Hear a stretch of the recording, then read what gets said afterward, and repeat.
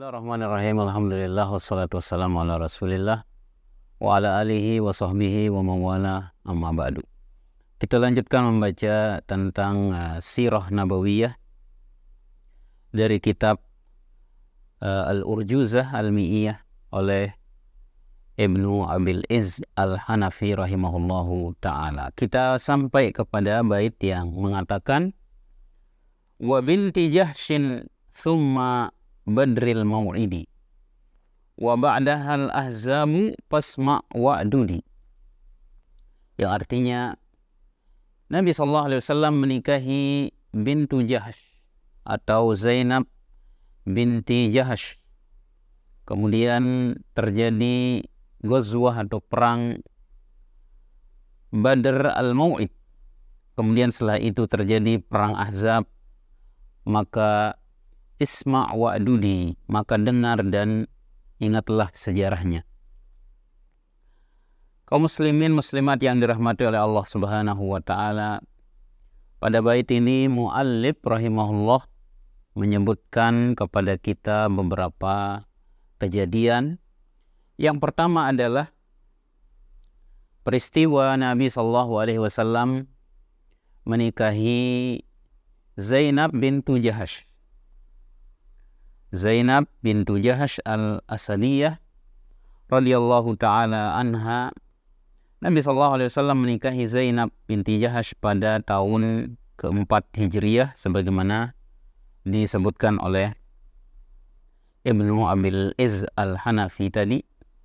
Dan ada sebagian ulama yang mengatakan bahwa Nabi menikahi Zainab ini pada tahun ketiga Hijriyah.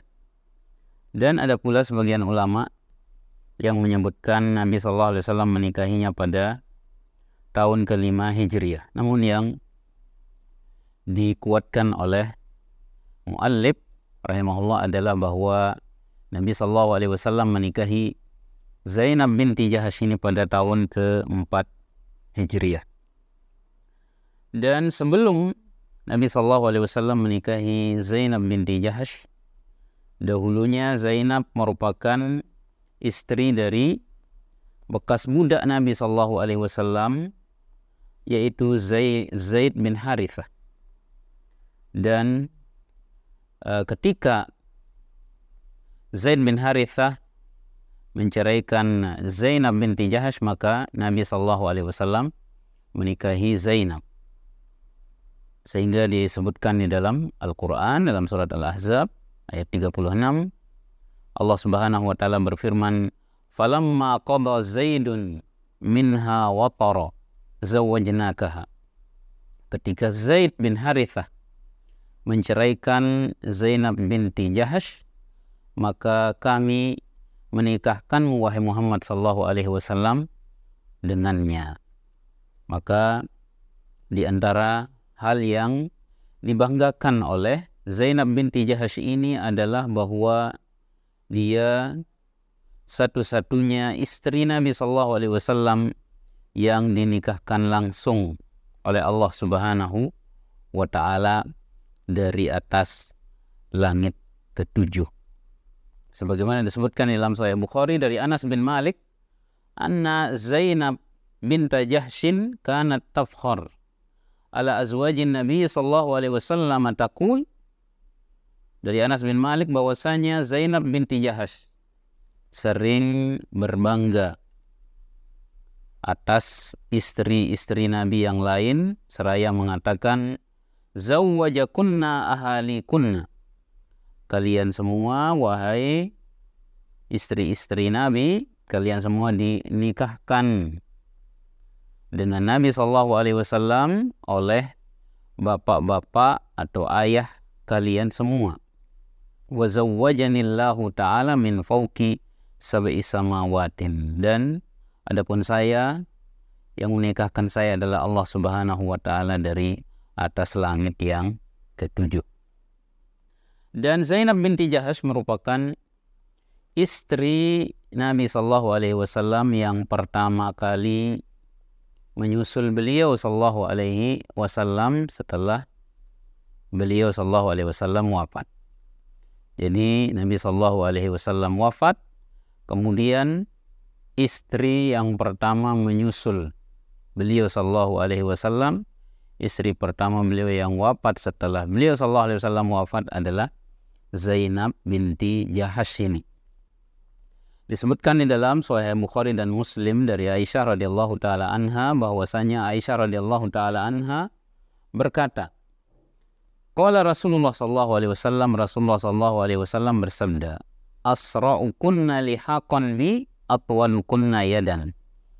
Di Rasulullah sallallahu alaihi wasallam kata Aisyah radhiyallahu taala anha pernah bersabda, orang pertama yang akan menyusul saya, orang pertama yang akan meninggal setelah saya wafat, kata Nabi sallallahu alaihi wasallam adalah orang atau istri saya yang paling panjang tangannya. Mendengar sabda Nabi sallallahu alaihi wasallam itu, Aisyah mengatakan, fakunna yatatawalna ayyatuhunna atwalu yadan. Maka setelah mendengar sabda Nabi sallallahu alaihi wasallam tadi, para istri Nabi sallallahu alaihi wasallam mengukur siapa istri Nabi sallallahu alaihi wasallam yang paling panjang tangannya. Qalat, Aisyah mengatakan, fakanat, maka orang yang paling panjang tangannya di antara kami adalah Zainab. Li'annaha kanat ta'malu biyadiha wa tasaddaq. Dan yang dimaksud dengan panjang tangan di sini ternyata bukan panjang tangan secara fisik, tapi yang dimaksud adalah orangnya rajin bersedekah. Karena Zainab binti Jahash ternyata yang menyusul istri Nabi yang pertama kali menyusul Nabi sallallahu alaihi wasallam, yang pertama wafat setelah beliau sallallahu alaihi wasallam wafat.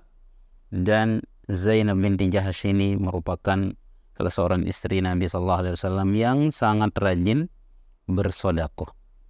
Dalam riwayat lain, dalam redaksi yang lain, Aisyah mengatakan, fa'alimna ba'du anna ma kanat tula yadiha as-sadaqatu. Maka setelah Nabi sallallahu alaihi wasallam wafat dan Zainab binti Jahash yang pertama kali wafat setelah itu, kami mengetahui, kami menyadari bahwa ternyata yang dimaksud dengan panjang tangan adalah banyak bersedekah. Wa kanat asra'ana luhuqan bihi wa kanat tuhibbus shadaqata. Aisyah mengatakan bahwa Zainab binti Jahash ternyata setelah Nabi wafat, dia yang pertama kali menyusul Nabi sallallahu alaihi wasallam, dan dia adalah orang yang sangat mencintai, menyukai atau gemar bersedekah. Kemudian muallif mengatakan setelah itu, summa badril mau'idi.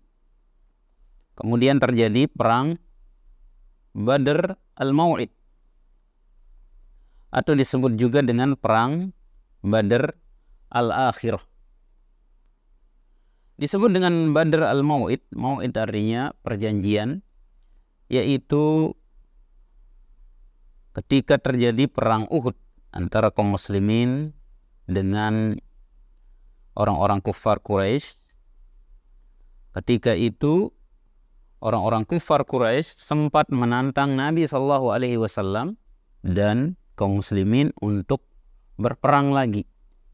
Dan Nabi sallallahu alaihi wasallam menjawab tantangan itu, dan benar saja beberapa waktu setelah terjadinya perang Uhud, Nabi sallallahu alaihi wasallam memenuhi tantangan, memenuhi janji, datang lagi ke Badr untuk menyambut dan berperang dengan orang-orang kufar Quraisy. Dan ketika itu orang-orang kufar Quraisy keluar menuju ke Badr dipimpin oleh Abu Sufyan.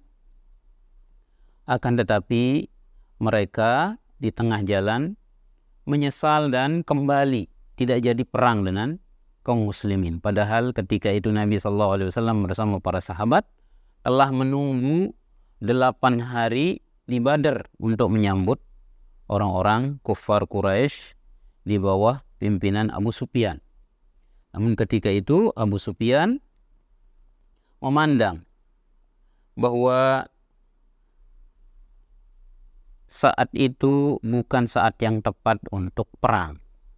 Dia mengatakan kepada pasukannya, sebaiknya kita perang di musim subur, di mana pepohonan dan buah-buah tumbuh dengan subur dan air susu hewan peliharaan kita melimpah.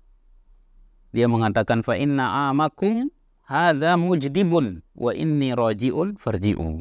Abu Sufyan mengatakan kepada pasukannya, tahun ini adalah tahun yang kering, paciklik, maka tidak cocok untuk perang dan saya akan kembali ke Mekah dan silahkan kalian semua kembali ikut saya ke Mekah. Kemudian setelah itu muallif mengatakan wa ba'da hal ahzab. Setelah terjadi perang Badrul Mau'id, terjadilah perang Ahzab.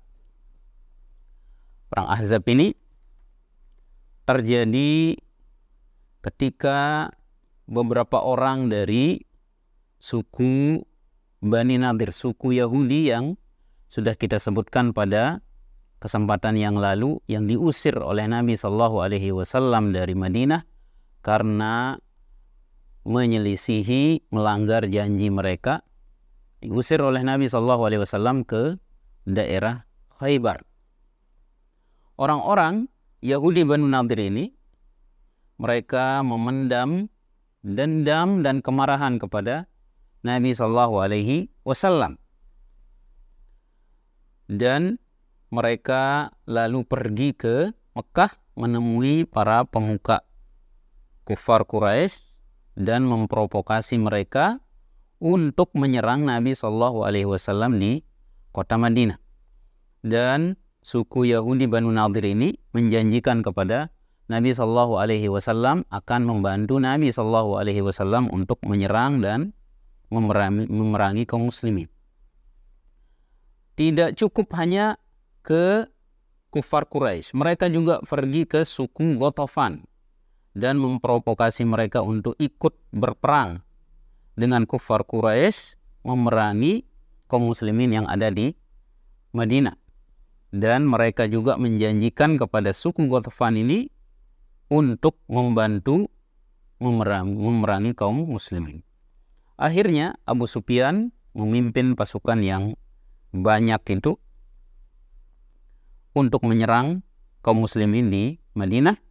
Dan ketika itu jumlah pasukan kafir berjumlah kurang lebih 10.000 pasukan. Ketika Nabi SAW mendengar keluarnya pasukan yang begitu besar, maka Nabi SAW menerapkan taktik yang cerdas dengan menyuruh para sahabat untuk membangun parit di sekitar kota Madinah. Membangun parit agar menghalangi orang-orang kafir, pasukan kufar Quraisy memasuki kota Madinah. Setelah beliau SAW mendapat anjuran, mendapat saran, ide dari sahabat yang mulia Salman Al-Farisi. Dan kaum muslimin termasuk Rasulullah SAW bersiap menyambut gempuran pasukan kufar Quraisy di belakang parit yang mereka gali tersebut. Dan ketika itu jumlah kaum muslimin kurang lebih yang berada di Madinah adalah 33.000 orang.